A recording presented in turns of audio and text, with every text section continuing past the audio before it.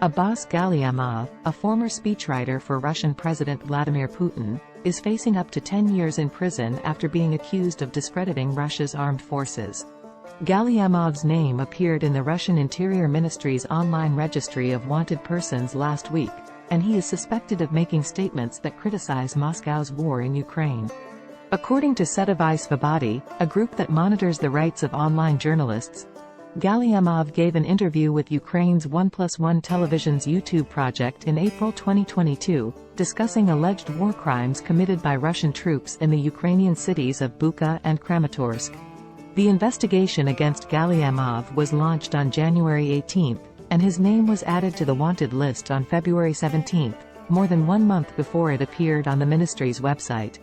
If convicted, Gallyamov faces a lengthy prison sentence, and he has been added to the Russian Justice Ministry's registry of foreign agents. The ministry accused him of distributing materials compiled by foreign agents, expressed ideas against the special military operation in Ukraine, participated as an expert and respondent on information platforms presented by foreign entities.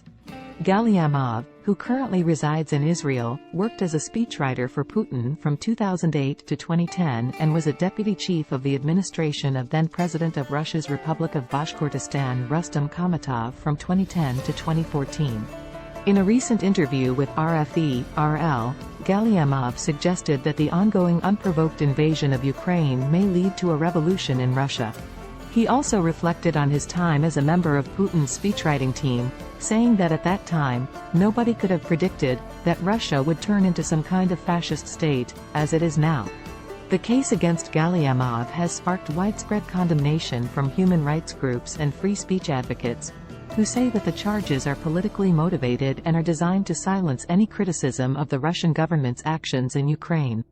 The case is just the latest example of the Kremlin's crackdown on dissent, which has intensified since the start of the war in Ukraine in 2014.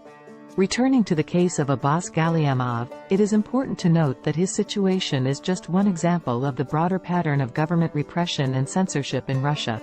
Over the years, the Russian government has implemented numerous measures to stifle dissent, including cracking down on independent media outlets, arresting opposition leaders, and passing laws that limit freedom of expression. Subscribe for more content like this. The charges against Gallyamov, which accuse him of discrediting Russia's armed forces, are part of a larger effort by the Kremlin to control the narrative around its actions in Ukraine. By punishing those who speak out against Russia's war in Ukraine, the government hopes to maintain the image of a victorious and heroic military, even as evidence of war crimes and other atrocities continues to emerge. Despite these efforts, however, there are still many brave individuals who are willing to speak out against the Russian government's abuses. Journalists, human rights activists, and ordinary citizens continue to risk their safety and well-being to document and expose the truth about what is happening in their country. It is important to support these individuals and to advocate for their rights to freedom of expression and dissent. This means raising awareness of their stories, sharing their messages with a wider audience, and pushing for policy changes that will help to protect them from government persecution. At the same time, it is also important to recognize the limitations of such efforts. Despite the best intentions and the most valiant efforts, the Russian government is unlikely to change its ways anytime soon. The current regime is deeply committed to maintaining its power and control, and it will stop at nothing to achieve its goals. As such, the fight for freedom and democracy in Russia is a long-term struggle, one that requires a sustained commitment from all those who believe in the power of justice and truth. Only by working together, across borders and across cultures, can we hope to make a difference and to bring about lasting change in this complex and challenging region of the world. Furthermore, Gallyamov's case also highlights the precarious situation of Russian exiles living abroad. Many individuals who have spoken out against the Russian government have found themselves targeted by Russian security services, even when they are living in other countries.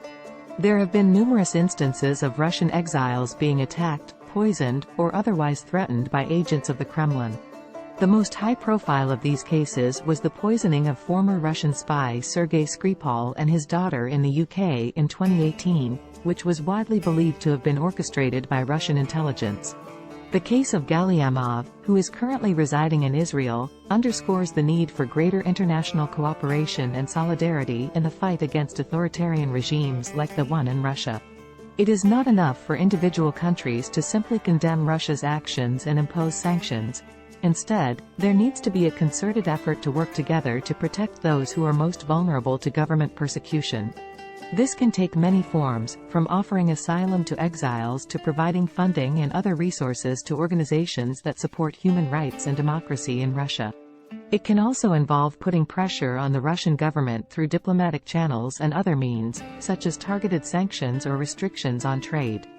Ultimately, the fight for freedom and democracy in Russia is a complex and multifaceted struggle, one that requires the participation and support of people from all walks of life. Whether you are a journalist, an activist, or simply someone who cares about human rights and justice, there are ways that you can get involved and make a difference. Some possible ways to get involved include supporting organizations that advocate for human rights and democracy in Russia, such as Amnesty International or Human Rights Watch. Educating yourself about the situation in Russia and sharing information with others through social media, blog posts, or other channels. Putting pressure on your elected representatives to take action on issues related to Russia, such as sanctions or diplomatic initiatives. Participating in protests or other demonstrations that call attention to human rights abuses in Russia. Offering support to individuals who have been targeted by the Russian government, such as by providing financial or legal assistance. In conclusion, the case of Abbas Gallyamov highlights the ongoing struggle for freedom and democracy in Russia. While the situation in the country is undoubtedly challenging, there are many people who are working tirelessly to bring about change and to protect the rights of those who are most vulnerable. Whether you are an activist, a journalist, or simply a concerned citizen, there are ways to get involved and to make a difference. By working together and supporting one another, we can help to build a brighter future for Russia and for all those who call it home. Thanks for watching. Subscribe our channel for authenticity.